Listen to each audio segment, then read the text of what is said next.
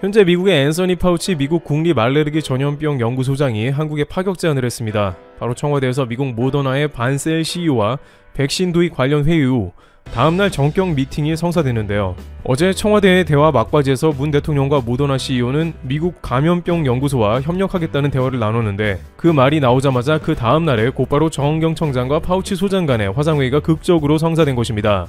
파우치 소장은 미국 내 코로나19 대응의 최고 권위자로 코로나19 발생 초기부터 현 미국 행정부 코로나19 대응팀에서 핵심적 역할을 수행했습니다. 미국에서는 그야말로 코로나 관련 최고 권위자이자 유명 인사이죠. 조 바이든 대통령 당선인도 파우치 소장을 유임했으며 대통령 수석 의료 자문관으로도 지명했습니다. 한편 정은경 질병청장 겸 방대 본부장은 한국에서는 굳이 기말이 필요 없는 코로나 대응의 상징적 인물이며 미국 타임즈에서도 전세계 가장 영향력 있는 인물 100인으로 선정해 국제적으로도 유명합니다. 심지어 일본 극우 성향의 산케이 신문조차 정은경 질병청장 같은 인물이 없다고 한탄하기도 했죠. 30일 질병관리청에 따르면 정 청장과 파우치 소장은 29일 화상으로 만나 양국의 코로나19 상황 및 대응 경험을 평가하고 백신 치료제의 관련 기술 협력 및 공동 임상 연구 등 감염병 분야에서의 연구 협력, 양국 간 정례적 협의체 구축 등을 논의했습니다. 미국과 한국의 코로나 감염을 컨트롤하는 양국 수장이 이렇게 처음으로 단독으로 대화했다는 것은 매우 큰 의미를 갖고 있는 것으로 전해지고 있습니다. 이것이 중요한 것은 한미 간에 서로 방역에 관해서 윈윈 할 수 있는 주요한 국면이기 때문입니다. 미국은 한국의 방역을 가장 극찬한 나라 중 하나였고 한국의 모델을 미국에서 그대로 들여오고 싶어 했습니다. 물론 미국은 코로나가 창궐하는 속도가 너무 빨라서 한국 모델을 적용하기가 매우 어려운 상태였지만 각종 감염 전문가들이나 빌 게이츠와 같은 인사는 물론 정치인들에게도 한국은 글로벌 스탠다드로 취급됐습니다. 일각에서는 미국은 스타벅스나 맥도널드와 같이 전세계 어디에서나 똑같이 적용 가능한 글로벌 스탠다드 방식을 선호하는데 이번 코로나 바이러스에 관해서는 유일하게 한국이 글로벌 매뉴얼을 갖췄다며 큰 호감을 산 것입니다. 반면 한국은 이제 미국이 확보하고 있는 앞서가고 있는 백신 기술을 적극적으로 입수해 협업하고 싶어합니다. 한국은 바이오테크 기업들이 출격 준비를 하고 있으며 앞선 백신 기술들과 결합해 백신을 양산할 수 있습니다. 따라서 이러한 맥락 가운데 두 수장들이 만나서 어떠한 이야기를 나누는지 주목될 수밖에 없는 것이죠. 아니나 다를까 두 인사는 화이자 모더나 코로나19 백신의 핵심 기술인 mRNA 메신저 리보핵산과 관련해 기술 협력을 강화하기로 하고 인력 교류 등 세부 사항을 지속해서 협의해 나가기로 했습니다.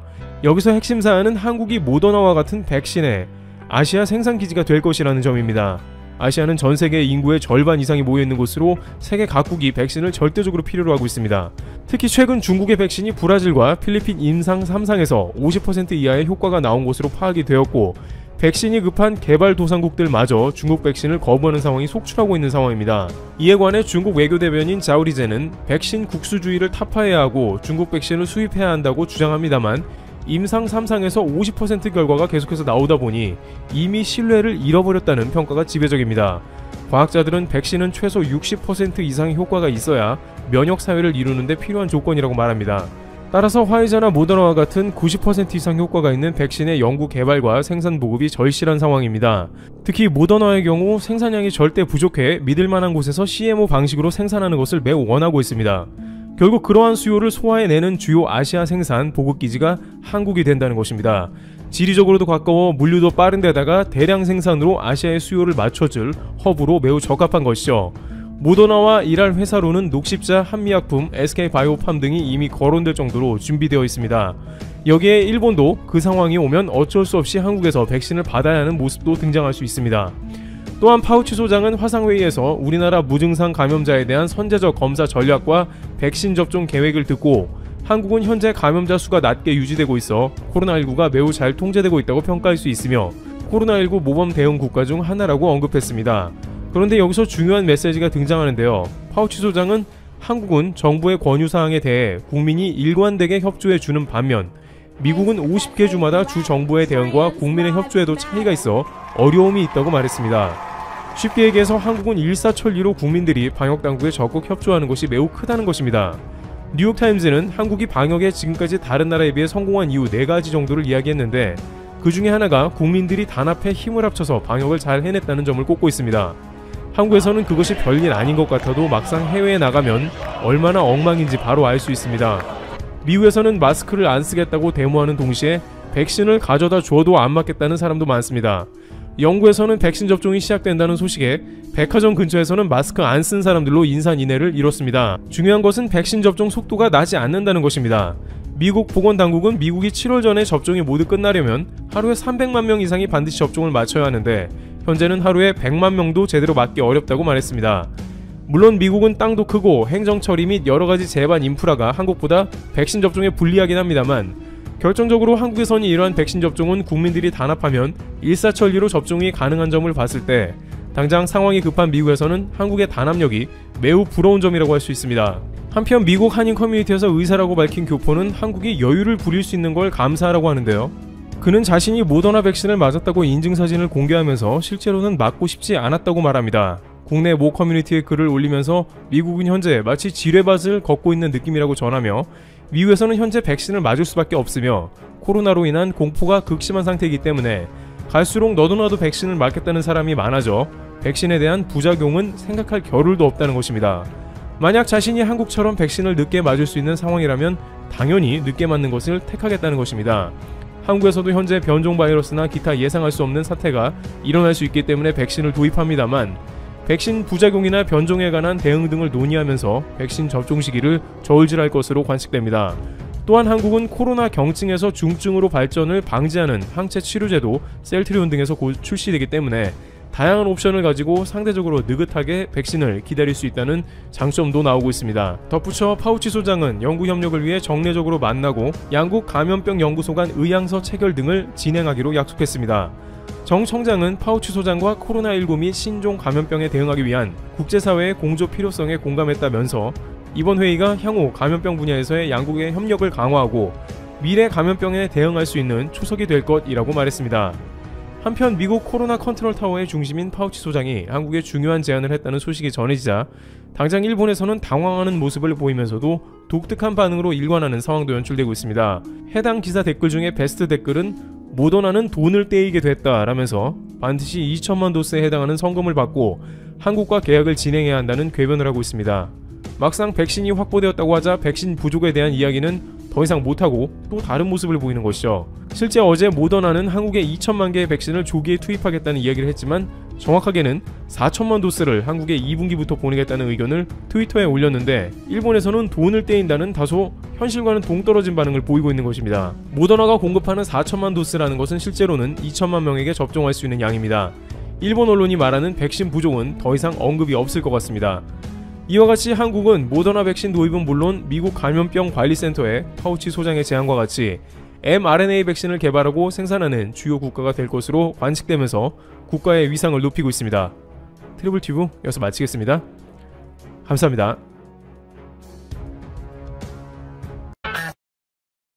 흔히 미국, 영국, 캐나다, 호주, 뉴질랜드를 파이브 아이즈라고 합니다.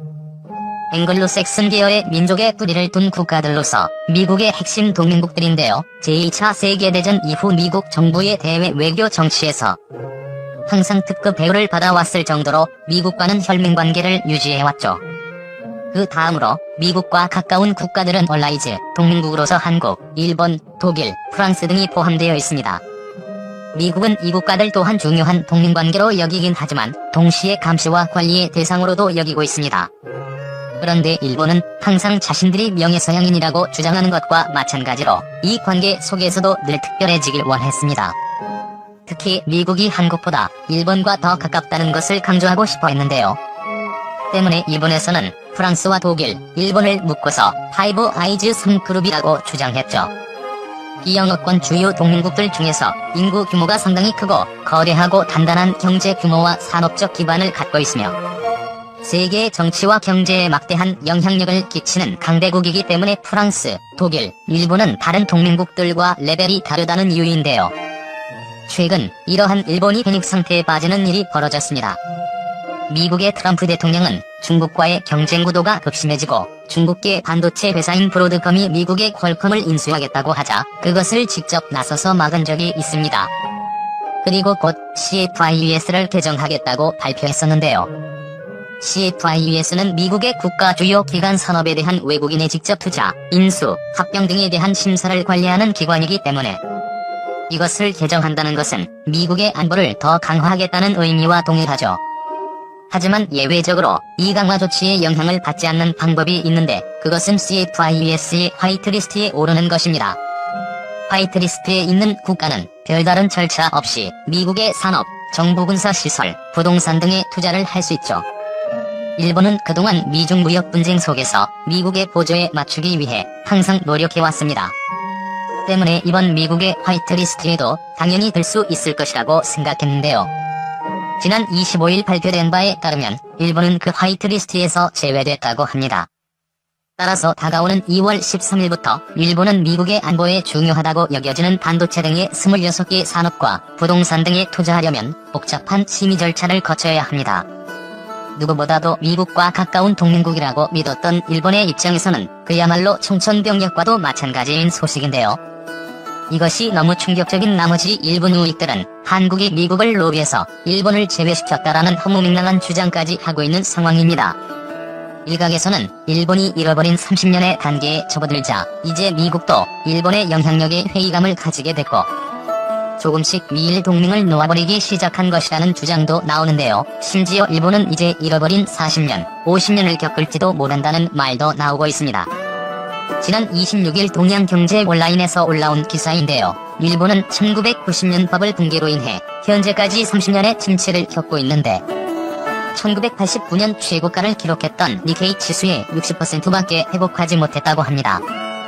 미국의 SP 지수는 30년 동안 무려 9배의 상승을 기록하였으며 심지어 일본에서 매일 경제위기라고 보도하는 한국조차 30년 전에 비해 코스피 지수가 2배 상승하였죠. 기사에서는 일본이 앞으로도 경기를 회복하는 것은 불가능에 가깝다고 하는데요. 그 이유는 버블 붕괴를 초래했던 자민당이 아직까지 집권하며 일본의 모든 가치관과 시스템에 깊숙이 관여하고 있기 때문이라고 합니다. 그들이 기껏 경제를 위해 하고 있는 정책이라고 해봤자 경기 침체가 올 때는 빚을 내서 재정을 출자하고 이후 그로 인해 재정 적자가 생기면 국민들로부터 돈을 걷는 것이 전부죠. 30년 동안 이러한 행태를 반복해오며 일본의 생산력은 저하되고 있습니다. 게다가 일본에는 새로운 가치관을 쉽게 받아들이지 않는 국민과 기업들이 만연하여 이대로라면 일본이 잃어버린 40년, 50년을 겪는 것은 예정된 미래라고 합니다. 최악의 경우 2030년부터 일본에게 마이너스 성장은 일상이 될지도 모른다고 하는데요. 이것을 탈피하기 위해서는 국민들이 자민당에게 경제 파탄의 원인이나 책임에 대해 추궁하고 시정을 요구해야 하는데 그런 움직임이 일어날 기미가 전혀 보이지 않는다고 하죠. 현재 아베 정부에서 내세우는 것은 일본이 관광대국이 되고 있다는 것이 전부인데 이것마저도 국민들을 눈속임하는 것에 불과하다고 합니다. 외국인들이 일본에 많이 오면 올수록 그것은 외국인들이 느끼는 일본의 물가가 저렴하다는 의미이고 이는 곧 글로벌 사회에서 일본의 경제력이 떨어지고 있다는 것을 의미하기 때문입니다. 게다가 지난 24일 현대비즈니스에서 보도한 자료에 따르면 일본은 현재 한국의 경제 성장률에 큰 충격을 받고 있다고 합니다. 1월 22일 발표된 한국의 2019년 연간 경제 성장률은 2.0%로 나왔는데요. 일본의 2019년 연간 경제 성장률은 2월 중순이 되어야 집계되지만 IMF에서 발표한 세계 경제 전망에 따르면 일본의 2019년 연간 경제 성장률은 1.0%로 예상된다고 하죠. 한국이 일본보다 1.0%